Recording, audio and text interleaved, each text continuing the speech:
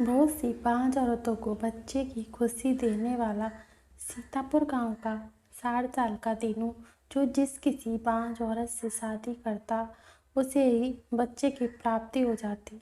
आखिर वो ऐसा क्या खाता है, यह जानकर आपकी रूह कांप जाएगी। मेरे बाबा सारी उम्र लोगों के सामने सीना चौड़ा करके चलते रहे। आज मेरी वजह से उनका सिर झुका हुआ था और अपने हाथ जोड़कर एक 60 साल के आदमी से मिन्नतें कर रहे थे, मेरी बेटी से शादी कर लो। वो 60 साल का कोई आदमी और नहीं बल्कि मेरे बाबा का दोस्त दीनू था, जो किसी भी बांझ औरत से शादी करता उसके बच्चे हो जाते थे। पूरे गांव में उसके ही चर्चे थे और यह सब सच बात थी। कैसे बांझ औरत दीनू से शादी करके बच्चे पैदा करती थी। पहले उन औरतों को समाज में बांझ होने के ताने मिलते थे। दीनू से शादी करके वह बच्चे की माँ बन समाज में इज्जत पाती थी। मैं और बाबा इस समय दीनू के घर पर ही बैठे थे और मेरी शादी के लिए बाबा दीनू को मना रहे थे। मुझे सुबह शाम लोगों से बांझ होने के ताने मिलते थे। मेरे बाबा से ये बात सही नहीं जा रही थी। लोगों के तानों से तंग आकर बाबा ने फैसला किया कि वो मेरी शादी दीनू से करवा देंगे। इसलिए वह हाथ जोड़कर कह रहे थे कि तुम मेरी बेटी से शादी कर लो। बाबा कह रहे थे कि तुमने तो कई बांझ औरतों से शादी करके उनके माथे से बांझपन का दाग हटाया है। मेरी बेटी से शादी करके ये दाग उसके ऊपर से हटा दो। मैं तो वहाँ खामोश बैठी थी। मुझे तो कुछ समझ ही नहीं आ रहा था कि ये सब हो क्या रहा है। मैंने तो बाबा के दोस्त को अपने बाबा की तरह समझा था और मैं उनको चाचा कहा करती थी। भला मैं उनसे शादी कैसे कर सकती थी, मगर बाबा ने मेरे सामने हाथ जोड़कर कहा कि तुम दीनू से शादी कर लो और मुझे अपने साथ यहाँ लेकर आ गए। बाबा ने दीनू से यही कहा कि मेरी बेटी को कोई ऐतराज़ नहीं है तुमसे शादी करने में। दीनू चाचा मुझे देखकर चौंक गए और बाबा को बाहर जाने के लिए कहा। फिर चाचा मुझसे कहने लगे, तुम्हें याद है ना तुम्हारा और मेरा रिश्ता क्या है? मुझे चाचा कहती हो और फिर मैं अतीत में चली गई।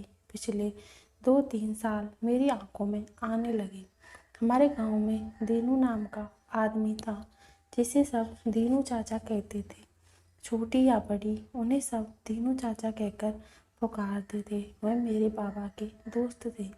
मुझे अच्छी तरह याद है, जब मैं छठी कक्षा में पढ़ती थी, हम सब गांव के सभी बच्चे मिलकर उनके घर टीवी देखने जाया करते थे, क्योंकि हमारे पूरे गांव में उनके घर टीवी था। हैरानी की बात तो यह है कि वो अपने घर में अकेले रहते। उनके घर में कोई औरत नहीं थी।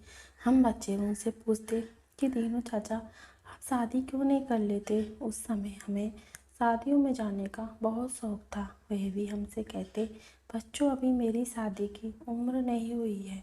उनकी बात सुनकर हम सब बच्चे हंसने लगते, क्योंकि वह हमारे माता पिता की उम्र के ही थे। जब मैं छोटी थी तो गांव के बच्चों के साथ पूरे गांव में घूमती रहती थी। जब मैंने 10वीं कक्षा पास कर ली तो मेरी माँ ने मुझे घर पर बिठा लिया। पूरे गांव में सिर्फ दीनू चाचा ही सबसे अमीर थे। उनकी ना कोई पत्नी थी, ना कोई बच्चा। वह शहर में कुछ काम करते थे, वहाँ से अच्छे खासे पैसे कमा कर लाते थे। उनके पास बहुत सारा पैसा था। गांव के लोग वजह से उनकी बहुत इज्जत करते थे और उन्हें शादी करने की सलाह भी देते। मेरे बाबा की भी दीनू चाचा से अच्छी खासी दोस्ती थी। मेरे बाबा दीनू चाचा से मिलने जाते तो कहते, दीनू तू शादी क्यों नहीं कर लेता? तेरे पास इतना रुपया पैसा है, तो किसके लिए छोड़कर जाएगा? तेरे जाने के बाद इस दौलत का कोई वारिस तो होना चाहिए ना। दीनू चाचा के दिमाग में बाबा की बात आ गई। उन्होंने कहा, ठीक है, मैं शादी के लिए तैयार हूँ। यह बात सुनकर सभी को बहुत खुशी हुई और सब लोगों ने रिश्ते तलाशने शुरू कर दिए। लेकिन जब दीनू चाचा ने अपनी पसंद बताई तो सब लोग हैरान रह गए। चाचा ने कहा कि मीना मौसी से शादी करना चाहते हैं। चाचा की यह बात सुनकर सबको झटका लगा। जो भी यह बात सुनता उसे यकीन नहीं होता। सब सोच रहे थे, चाचा मीना मौसी से ही शादी क्यों करना चाहते हैं। मीना मौसी हमारे खानदान की वह औरत थी जिसे उसके खानदान वालों ने छोड़ दिया था।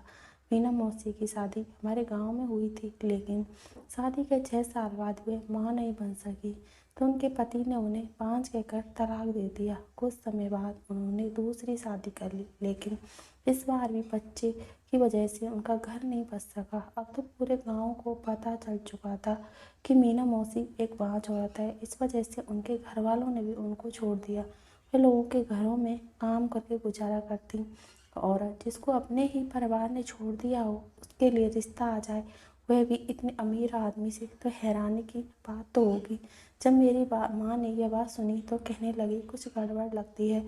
जो दीनू ने उसके लिए रिश्ता भेजा है, जरूर उसने ही को बाबा ने डांटते हुए कहा, बिना वजह किसी पर इल्जाम लगाना ठीक नहीं है। वह बेचारी बहुत शरीफ औरत है, उसे तो पता भी नहीं था दीनू ने उसके लिए रिश्ता भेजा है। जिस समय ये बातें हो रही थी मुझे बहुत हैरानी हो रही थी, क्योंकि चाचा की उम्र 60 साल थी। अगर वो अपने वारिस के लिए शादी कर रहे थे तो ऐसी किसी औरत से करते जिसके बच्चे होते, ना कि उस बाज औरत से जो उनको वारिस भी नहीं दे सकती। सब गांव वालों ने चाचा को बहुत समझाने की कोशिश की, लेकिन उन पर किसी बात का कोई असर नहीं हुआ। वह कहने लगे, अगर मीना की शादी मुझसे हो जाएगी तो बाज नहीं रहेगी। अब सबको चाचा की बात माननी पड़ी। मैंने अभी 10वीं के एग्ज़ाम दिए थे और मैं अपने घर फ्री थी। बाबा ने कहा, अपनी माँ के साथ मिलकर चाचा की शादी का इंतज़ाम देख लो। और हम एक दिन मैं और चाचा के घर माँ के साथ तैयारी के लिए चले गए। मेरी माँ ने मुझे काम पर लगाकर खुद गांव की औरतों से बात करने में मग्न हो गई। मैं चाचा के कमरे की सफाई कर रही थी कि मैंने उनके कमरे में एक शीशी रखी देखी। मैंने वह शीशी उठाई और उस पर लगी लेबल पर नाम पढ़ने लगी, लेकिन उस पर इंग्लिश में नाम लिखा हुआ था और मेरी इंग्लिश बहुत कमज़ोर थी, इसलिए मुझे उस पर लिखा नाम समझ में नहीं आया। मैं उस शीशी को उलट पलट कर देख रही थी। इतने में चाचा अपने कमरे में आ गए। मेरे हाथ से वह शीशी लेकर घबरा गई। मैंने चाचा से पूछा, कैसी दवाई है? ये दवाई किसकी है? उन्होंने मेरे हाथ से शीशी लेकर दोबारा उसी जगह पर रख दी और मुझसे कहने लगे, ये हर मर्ज की दवाई है, इसे खाने से शरीर में ताकत आती है और तेरी मीना मौसी को मैं दवाई खिलाऊंगा। मैं हैरत से उस शीशी को देखने लगी।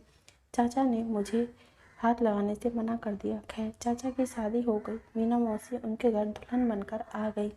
सब चाचा का मजाक बनाते और कहते, उन्होंने एक बांझ औरत से शादी की है, अब ये भी सारी उम्र बच्चे के लिए तरसते रहेंगे। लेकिन शादी के कुछ ही दिनों के बाद मीना मौसी प्रेग्नेंट हो गई। किसी को भी इस बात पर यकीन नहीं हो रहा था, लेकिन गांव की दाई ने बताया, यह खबर सच्ची है। मैं साइंस सब्जेक्ट पढ़ रही थी।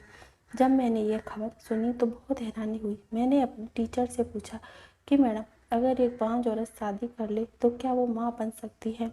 टीचर कहने लगी, ऐसा नहीं हो सकता। यह तुम्हें किसने बताया? मैंने जब उन्हें दीनू चाचा और मीना मौसी की कहानी बताई तो वह दंग रह गई। कहने लगे, भगवान का कोई करिश्मा दिखाया होगा। भगवान तो चाहे कुछ भी कर सकते हैं, जिससे चाहे बच्चा दे सकते हैं। टीचर भी ये बात सुनकर उदास हो गई, क्योंकि उन्हें भी कोई बच्चे नहीं थे। उनके पति ने भी उन्हें बांझ कहकर छोड़ दिया था।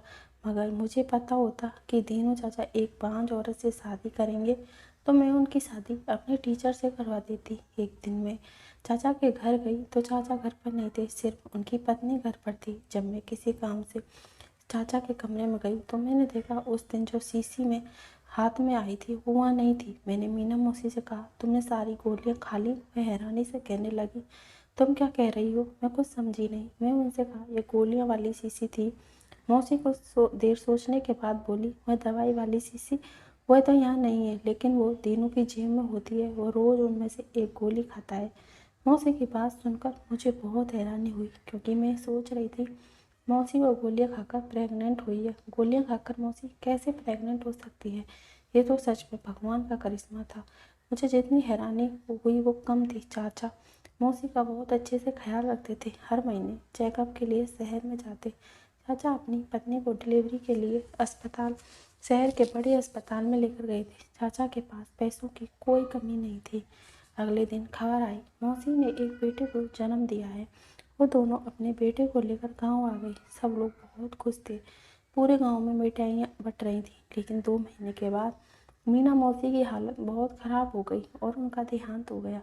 यह खबर सुनकर सबके सर पर आसमान टूट पड़ा था। मीना को कुछ ही दिन हुए थे कि गांव वाले चाचा को दूसरी शादी के लिए कहने लगे। सब लोग चाचा से कहने लगे कि तुम अकेले थे, लेकिन अब तुम्हारे सिर पर बच्चे की जिम्मेदारी है। उसकी परवरिश के लिए तुम्हें माँ की ज़रूरत है। तुम दूसरी शादी कर लो। लेकिन चाचा ने कहा, अब मैं दूसरी शादी करूँगा तो किसी बांझ औरत से ही करूँगा। मुझे उम्मीद है कि मुझसे शादी करके उसकी गोद हरी हो जाएगी। जब मैंने चाचा की यह बात सुनी तो मेरे दिमाग में टीचर का ख्याल आया। चाचा मेरी टीचर से उम्र में बहुत बड़े थे, इसलिए मैं सोच रही थी कि पता नहीं टीचर के घर वाले मानेंगे या नहीं। जब मेरी माँ ने टीचर के घर वालों से बात की तो उन्होंने फ़ौरन हाँ कर दी। कुछ दिनों में मेरी टीचर और चाचा की शादी हो गई। सब लोग बहुत खुश थे कि दोबारा से चाचा को पत्नी मिल गई और बच्चे को माँ मिल गई। किसी को भी उम्मीद नहीं थी फिर से चाचा से शादी करने के बाद एक बाँझ औरत बच्चे पैदा कर लेगी। लेकिन फिर से ऐसा ही हुआ। मेरी टीचर ने एक लड़के को जन्म दिया, लेकिन वो बच्चा ना चाचा पर गया और ना ही टीचर पर। तो सारे गांव में इसी बात की चर्चा होने लगी। लोग कहने लगे, जरूर चाचा के पास ऐसा कोई राज है या वो कोई ऐसी चीज़ खाते हैं जिससे 5 औरतें प्रेग्नेंट हो जाती हैं। गांव वालों ने चाचा से राज जानने की बहुत कोशिश की, लेकिन वह किसी को कुछ नहीं बताते थे। मेरे बाबा तो उनके बहुत अच्छे दोस्त थे, लेकिन उन्होंने बाबा को कुछ नहीं बताया। मैं खुद यह सब देखकर बहुत हैरान होती। मैंने अपने टीचर से भी इस बारे में बात पूछा, लेकिन वह कहती भगवान की कृपा है जो उन्होंने मुझे औलाद दी है। कुछ दिनों बाद मेरी टीचर ने नीरू काका से तलाक ले लिया और उन्होंने एक दूसरी बांझ औरत की शादी करवा दी। उसके बाद वो अपने बेटे को लेकर गांव से चली गई। यह सब देखकर गांव वालों को बहुत हैरानी हो रही थी। पहले तो 5 औरतों का बच्चा पैदा करना और फिर मेरे टीचर जी को उनको तलाक देकर चले जाना, और चाचा ने भी उनको तलाक दे दिया था। उनसे इस बारे में कोई सवाल नहीं किया था। आखिर माजरा क्या था, किसी को कुछ समझ नहीं आ रहा था। तीसरी बीवी को भी 1 साल के अंदर बच्चा हो गया था। फिर कुछ समय बाद चाचा के यहाँ एक और बच्चा हुआ। 65 साल की उम्र तक चाचा के पास 5 बच्चे हो चुके थे। अब तो आसपास के गांव में यह बात फैल चुकी थी कि जो 5 औरत हो वो चाचा से शादी कर ले तो उसको बच्चा हो जाएगा। अब तो चाचा की दौलत भी कम होने की बजाय बढ़ती जा रही थी। चाचा ने काम करना छोड़ दिया, फिर भी पता नहीं कैसे, शायद भगवान की उन पर ज़्यादा ही कृपा बनी हुई थी। अब मेरी भी उम्र शादी की हो गई थी। मेरी पढ़ाई भी पूरी हो चुकी थी। हमारे ख़ानदान में लड़कियों को इतना ही पढ़ाने की इजाज़त थी। उसके बाद उनकी शादी कर दी जाती थी। मैं आगे पढ़ना चाहती थी। मैंने इस बारे में पापा से बात की, लेकिन उन्होंने मेरी एक बात नहीं सुनी और मेरे लिए रिश्ता देखना शुरू कर दिया। मैंने बाबा से कहा, मैं शहर में शादी करना चाहती हूँ, मुझे इस छोटे से गांव में शादी नहीं करनी। मैंने सुना था कि शहर के लोग खुले विचारों के होते हैं, वे अपनी औरतों पर पाबंदी नहीं लगाते। मेरा बहुत मन था घूमने का और एक शौक़ था बहुत सारी पढ़ाई करूं, और यह सब शहर में ही हो सकता है। यहाँ गांव में रहकर तो मैं कहीं भी नहीं घूम सकती थी। अपने सपनों को पूरा करने के लिए मुझे शहर वाले की ज़रूरत थी, लेकिन मेरे बाबा का शहर में कोई नहीं था। सारे रिश्तेदार जान पहचान वाले गांव से ही थे। इसलिए बाबा ने दीनू चाचा से कहा कि वो शहर में मेरे लिए रिश्ता देखे। वह शहर में शादी करना चाहती है। चाचा ने कहा, ठीक है। बदकिस्मती से उन्हीं दिनों चाचा की पत्नी का फिर से देहांत हो गया और फिर से अकेले हो गए। उन्होंने अपने बच्चों के लिए आया रख ली। वे अपने बच्चे अकेले नहीं संभाल सकते थे क्योंकि अब उनकी उम्र हो गई थी। इस दौरान चाचा के पास कई 5 औरतों के रिश्ते आए, क्योंकि सब लोगों को पता चल गया कि चाचा से शादी करने के बाद कोई औरत बांझ नहीं रहती। फिलहाल चाचा ने शादी करने से मना कर दिया। उनकी तबीयत भी ठीक नहीं रहती, इसी वजह से वो बहुत दिनों से शहर नहीं जा सके। वह अपने ही गम में थे, इसलिए बाबा ने दोबारा मेरे रिश्ते के बारे में नहीं कहा। लेकिन मेरे बाबा का मेरी शादी की बहुत जल्दी थी और मेरी शादी की उम्र भी हो गई थी। वो सारे गांव वाले बातें कर रहे थे। मैंने सोचा इससे पहले बाबा मेरी शादी कहीं और गांव में कर दे, मैं खुद ही चाचा से अपने रिश्ते के बारे में बात कराती हूँ। मैं चाचा से बचपन से बहुत हंसी मजाक करती थी, इसलिए मैं उनसे इस बारे में आराम से बात कर सकती थी। मैंने अपनी माँ और बाबा को बिना बताए चाचा के घर की तरफ चली गई। जैसे ही मैंने घर में कदम रखा, मुझे जानी पहचानी सी आवाज़ आई। मैंने कमरे में झाँक कर देखा तो मेरे पैरों तले ज़मीन निकल गई। मेरा शक सही निकला। अंदर मेरी टीचर जी बच्चे को गोद में लिए बैठी थी। वह चाचा से कह रही थी कि आप किसी 5 औरत से शादी कर लें, उनको भी समाज में इज्जत मिल जाएगी और बच्चों की परवरिश अच्छे से हो जाएगी। चाचा कहने लगे, अब मुझे किसी 5 औरत पर भरोसा नहीं रहा। तुम लोगों ने तो यह राज अपने सीने में छुपा के रखा कि कैसे मुझसे शादी के बाद 5 औरतें प्रेग्नेंट हो जाती हैं। अगर किसी ने यह राज खोल दिया तो अच्छा नहीं होगा। समाज में इज्जत मिल जाएगी और बच्चों की परवरिश अच्छे से हो जाएगी। चाचा कहने लगे, अब मुझे किसी बात पर भरोसा नहीं रहा। तुम लोगों ने तो यह राज अपने सीने में छुपा के रखा कि कैसे मुझसे शादी के बाद 5 औरतें प्रेग्नेंट हो जाती हैं। अगर किसी ने राज खोल दिया तो अच्छा नहीं होगा, समाज में हमारी बेइज्जती हो जाएगी। मैं नहीं चाहता कि हमें किसी की बदनामी हो, और जो राज सालों से छुपा है छुपा ही रहे तो बेहतर है। अब मैं अकेला ही ठीक हूँ। मैंने बहुत गौर से उनकी बातें सुनने की कोशिश की, लेकिन मुझे उनकी कोई बात समझ में नहीं आई। मुझे इतना अंदाज़ा हो गया था कि कोई राज की बात कर रहे हैं। शायद वो राज की बात यही थी कि चाचा की पत्नी बात होने के बाद भी कैसे बच्चा पैदा कर देती है, लेकिन उन्होंने पूरा राज नहीं बताया। बंद लफ्जों में बात कर रहे थे, इसकी वजह से मुझे कुछ समझ में नहीं आया था। मैं वहीं खड़ी थी। टीचर जी बाहर आ गई। मुझे देखकर उनके चेहरे का रंग उड़ गया। मैंने टीचर जी के बेटे को उनकी गोद से मेरी गोद में ले लिया था और उसे प्यार करने लगी। मैंने कहा, मुझे कुछ समझ में नहीं आए थे कि आप चाचा को छोड़कर क्यों गई थी, और अगर चली गई थी तो उनसे छुप छुप कर मिलने क्यों आती हो। मेरी बात सुनकर उनको थोड़ा गुस्सा आया और कहने लगी, मैं कोई छुप कर मिलने नहीं आती हूँ, सिर्फ आज ही आई हूँ। मुझे किसी ने बताया कि उनकी पत्नी का देहांत हो गया, इसलिए उनसे मिलने आ गई। मैंने भी टीचर जी से आँख फेरते हुए कहा, एक बार जो चला जाता है वह वापस नहीं आता। अगर आप उन्हें छोड़कर नहीं गई होती तो ये इस हालत में अकेले नहीं होते। लेकिन आपको तो पता नहीं किस बात की जल्दी थी। आप उनसे तलाक ले ली और उनकी दूसरी शादी करवा कर चली गई।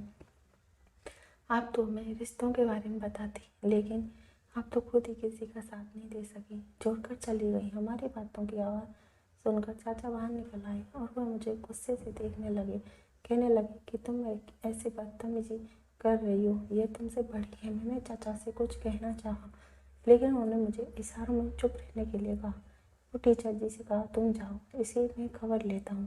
टीचर जी खामोश होकर वहाँ से चली गई। मुझे तो उन दोनों पर हैरानी हो रही थी कि तलाक होने के बाद वे दोनों इतनी अच्छी तरह से बातें कर रहे थे।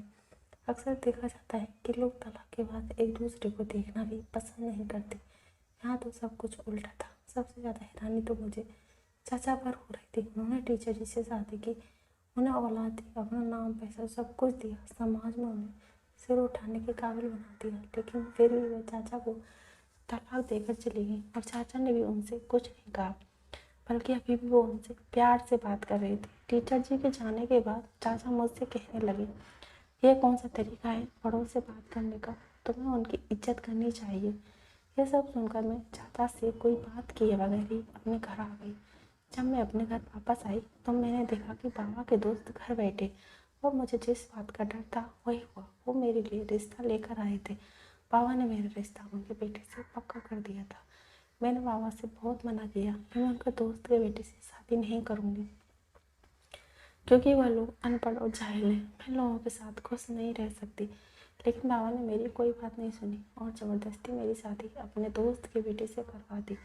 मुझे शुरू से ही उनके घर का माहौल पसंद नहीं था। वह लोग बहुत अमीर थे, लेकिन तमीज़ नाम की कोई चीज़ नहीं थी उनके घर। मेरी शादी को 3 साल हो गए। मैंने 2 साल कैसे गुजारे थे उनके घर में मैं ही जानती थी। मैं अपनी ससुराल में बहुत मुश्किल से रह रही थी। भगवान से प्रार्थना करती, इन लोगों से कैसे भी मेरी जान छूट जाए, लेकिन मेरी जान ऐसी छूटेगी सोचा नहीं था। मैं माँ बनने वाली थी। मेरी ननद ने मुझे सीढ़ियों से धकेल दिया। मैं पेट के बल पूरी सीढ़ियों से गिरते हुए नीचे आई, और जब मेरी आँख खुली तो मैं हॉस्पिटल में थी। मैं अपने बच्चे को खो चुकी थी। डॉक्टर ने कहा कि अब माँ नहीं बन सकती। यह सुनकर मेरे ससुराल वालों ने मेरे माता पिता के घर छोड़ दिया। कहने लगे, जब हमें बच्चा नहीं दे सकती तो हम इसे अपने पास रखकर क्या करेंगे। बल्कि सारे गांव में अफवाह फैला दी कि मैं बांझ हूँ। मेरे रिश्ते भी आने बंद हो गए। बाबा जब भी घर से बाहर जाते लोग उनसे मजाक में कहते, अपनी बेटी की शादी दीनू चाचा से कर दो, उसके भी बच्चे हो जाएंगे।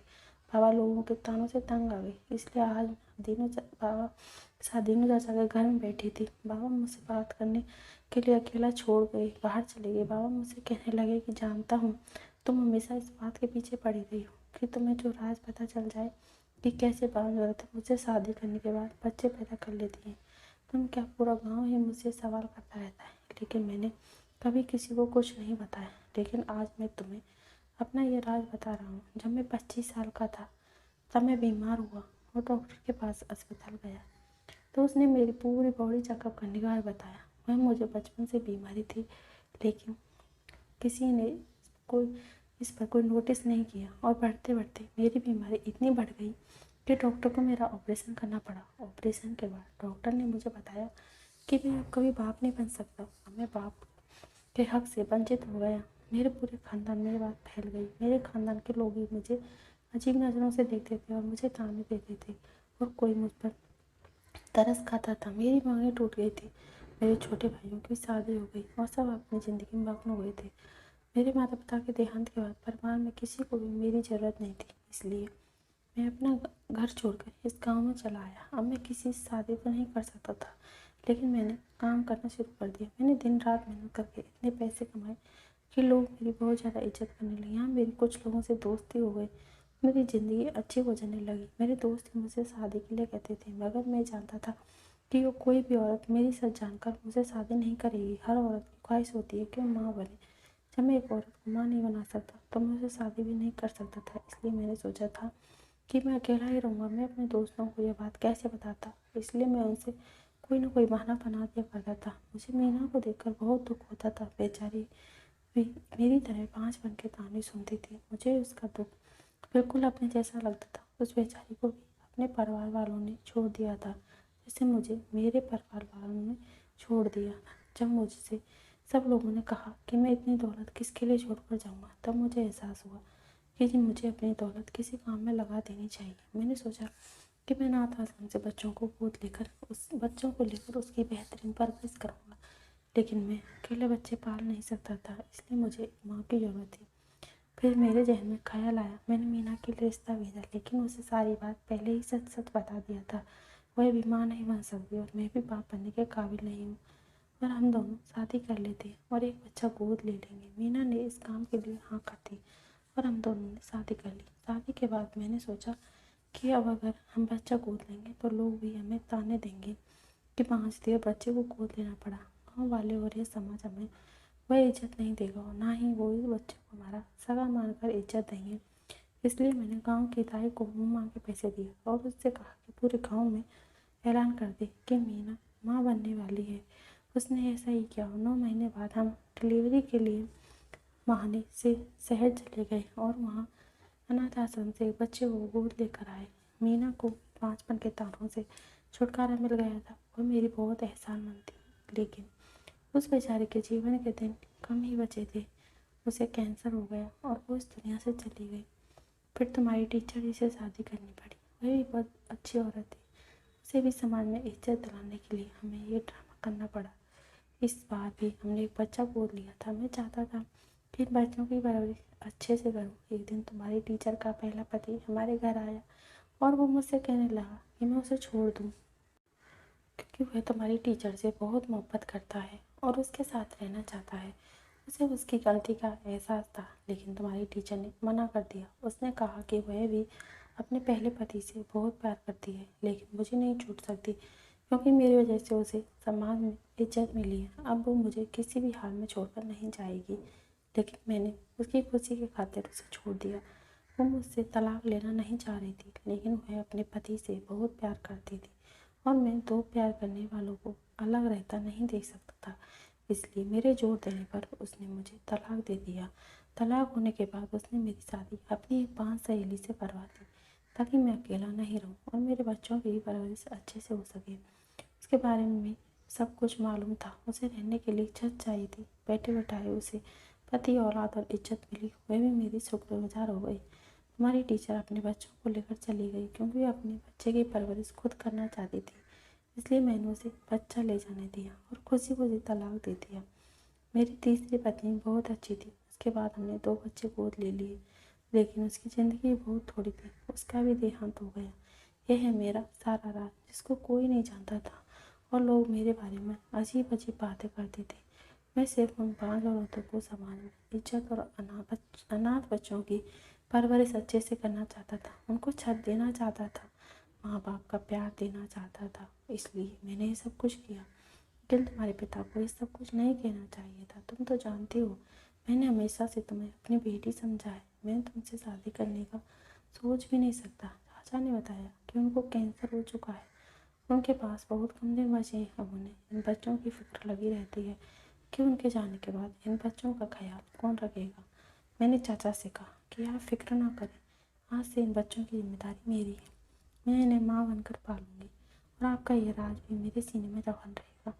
मैंने अपने बाबा से भी साफ साफ कह दी कि औलाद का क्या है, मैं इन बच्चों को ही पालकर अपनी ज़िंदगी काट लूँगी। कुछ दिनों बाद चाचा का देहांत हो गया। उन्होंने अपनी सारी जायदाद इन बच्चों के और मेरे नाम कर दी थी। अब मुझे अपनी ज़िंदगी का मकसद मिल गया था। किसी शादी न होने से या बच्चे न होने से ज़िंदगी ख़त्म नहीं हो जाती, बल्कि उसे अपनी ज़िंदगी गुजारने के लिए कोई ना कोई मकसद मिल ही जाता है, जैसा मुझे मिल गया। दोस्तों,